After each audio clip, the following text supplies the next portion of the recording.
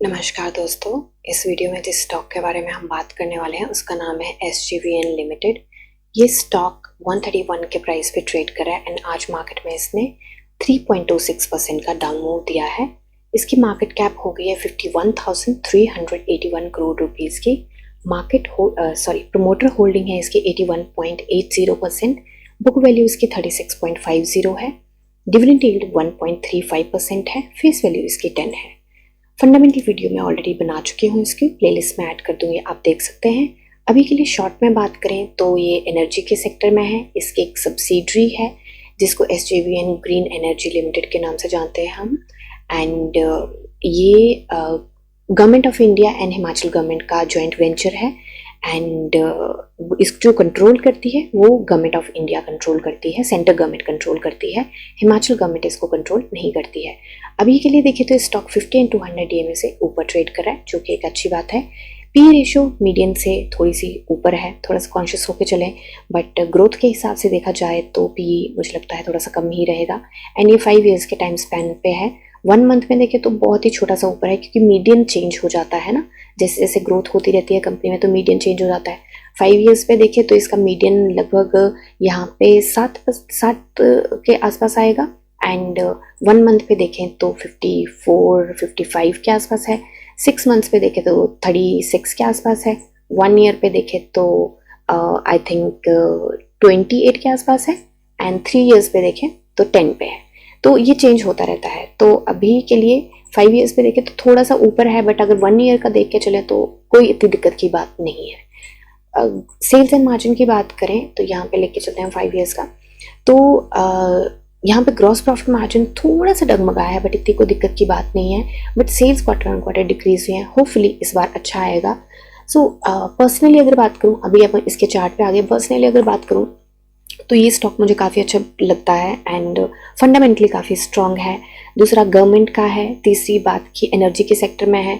चौथी बात, आए दिन इसकी न्यूज़ आती रहती है कि गुजरात गवर्नमेंट के साथ, असम गवर्नमेंट के साथ इसके joint ventures and what not, बहुत सारा कुछ चलता रहता है। तो बेसिकली फ्यूचर विजन इनका बहुत अच्छा है एंड मुझे लगता है फंडामेंटली 2 चीज़ें कंपनी को स्ट्रॉन्ग बनाती हैं। एक, इनका फ्यूचर विजन क्या है, ठीक है।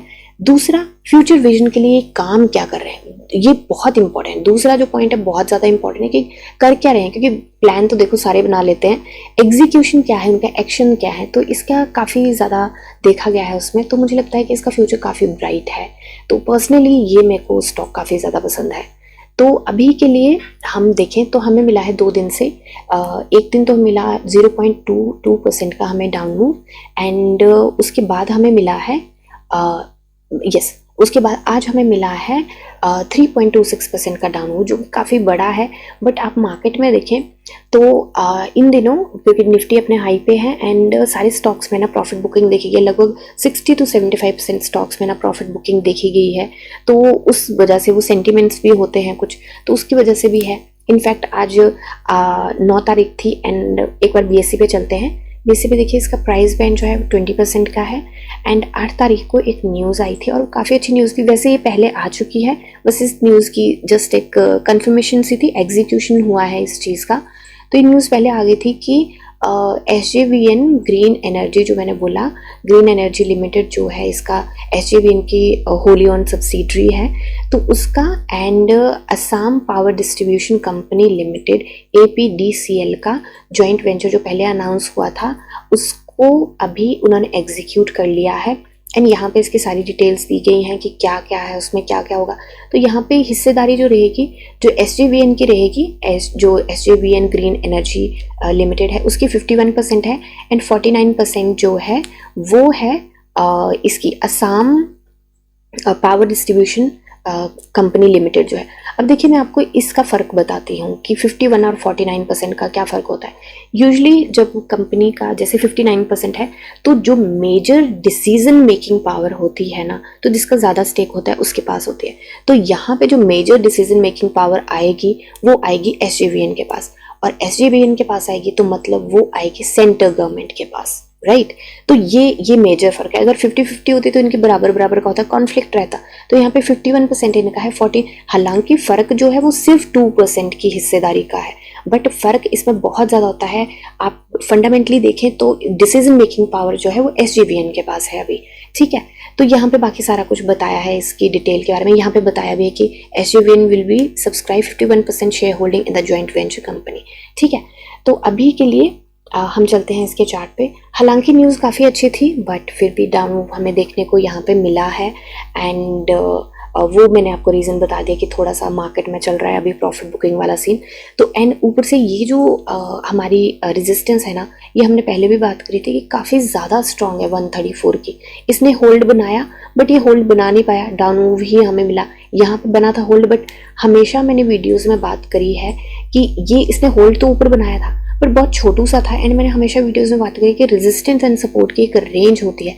अगर देखा जाए तो इस वाली जस्ट अ सेकेंड, ये जो कैंडल थी 5 फरवरी की, तो इसने यहाँ पे सपोर्ट लिया था, तो एंड वहीं से इसने क्लोजिंग दी थी। तो कहीं ना कहीं ये रेजिस्टेंस भी बना, राइट। एंड ये भी रेजिस्टेंस है यहाँ पे, तो उसके आसपास ही इसने दिया था। तो वो एक रीजन ऑफ कोर्स हम देख सकते हैं, वो सिनेरियो यहाँ पे बना हुआ।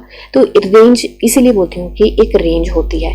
तो अभी के लिए क्या देख सकते हैं, देखिए वॉल्यूम कल आया था 21 मिलियन का एंड आज आया है वॉल्यूम 20 मिलियन का। वॉल्यूम में कोई ज़्यादा फर्क नहीं पड़ा है। यहाँ पे रेंज शिफ्ट करने के लिए भी थोड़ा सा यहाँ पे हमें यहाँ पे डाउन मूव दिखा, फिर ऊपर गई है RSI, फिर हमें यहाँ पे होल्ड बनता हुआ दिखा है। तो रेंज शिफ्ट में भी थोड़ी सी दिक्कत हो जाती है एंड रेजिस्टेंस काफ़ी स्ट्रांग थी ऑफ कोर्स। अभी के लिए RSI 56.36 पे है, जो डेली RSI है। वीकली RSI जो है हमारी वो है हमारी 67.75 पे। एक बार मंथली RSI हम चेक कर लेते हैं। मंथली RSI हमारी आसमान छू रही है, बहुत ज़्यादा हाई है। तो मुझे लगता है कि इसको सेटल होने की ज़रूरत है पहले।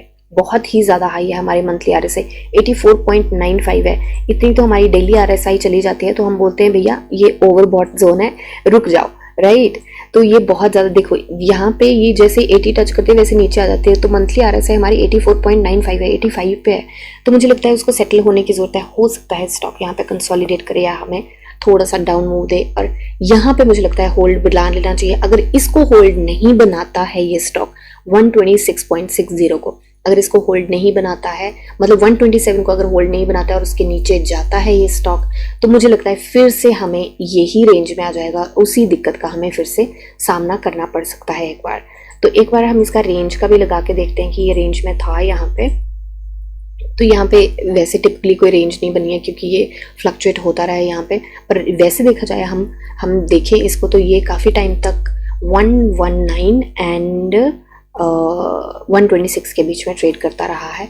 तो अभी के लिए एक बार EMA क्रॉस हम लगा के देख लेते हैं। एंड EMA क्रॉस की वजह से सेटिंग चेंज होती है, बट आइडिया मिल जाएगा। तो हमें गोल्डन क्रॉस काफ़ी नीचे मिल चुका है, प्रॉफिट बुकिंग देखी जा सकती है एंड हो सकता है ये स्टॉक हमें 127 के आसपास, 126 के आसपास फिर से ट्रेड करता हुआ दिखे। तो एंट्री की बात करूँ यहाँ पे, तो मैं शॉर्ट टर्म लॉन्ग टर्म कोई भी एंट्री नहीं बनाऊंगी। यहाँ पे कोई भी एंट्री मेरी बनाने की अभी बिल्कुल नहीं बनाऊंगी। उसका पहला रीज़न ये है कि कल ट्रेडिंग डे है, फ्राइडे की थर्सडे की छुट्टी है, वेडनेसडे को ट्रेडिंग डे है, थर्सडे की छुट्टी है, फ्राइडे को ट्रेडिंग डे है, सैटरडे संडे की फिर से छुट्टी है। अगर कोई ऐसी न्यूज़ आ जाती है या निफ्टी में कोई ऐसी फ्लक्चुएशन आ जाती है, ग्लोबल ऐसी कोई न्यूज़ आती है, तो एक हफ्ते के लिए हमारी जो इन्वेस्टमेंट है वो स्टक हो सकती है। एंड ठीक है, हो सकता है कि मूव दे जाए, मैं उसमें कोई दो राय नहीं है, हो सकता है मूव दे जाए, बट फिर भी बात ये है कि मुझे लगता है कि इस टाइम फ्रेश एंट्री सेफ नहीं है। अगर आपने बनाई है तो मुझे लगता है कि यहाँ तक होल्ड कर सकते हैं। अगर इसके नीचे स्टॉक जाता है, यहाँ से रिवर्सल मिलना मुझे लगता है पॉसिबल है 126.75 पे। अगर यहाँ से रिवर्सल नहीं मिलता है, स्टॉक नीचे जाता है, तो मुझे लगता है कि फिर हम इस रेंज में फंस जाएंगे। तो मुझे लगता है मैं होती तो मैं बेच के निकल लेती, ठीक है। एंड RSI भी नीचे चली जाएगी, तो मंथली RSI सेटल होना बहुत ज़्यादा ज़रूरी है। तो हो सकता है स्टॉक हमें यहाँ 126 एंड 135 के बीच में ट्रेड करता हुआ दिखे कुछ टाइम तक, ठीक है। तो ये सिर्फ मेरी एनालिसिस है, बाय सेल होल्ड की कोई रिकमेंडेशन नहीं है। आप अपनी एनालिसिस कीजिए, जानिए समझिए, पढ़िए और फिर इन्वेस्ट करिए। मिलते हैं नेक्स्ट वीडियो में, तब तक के लिए शुक्रिया एंड हैप्पी इन्वेस्टिंग।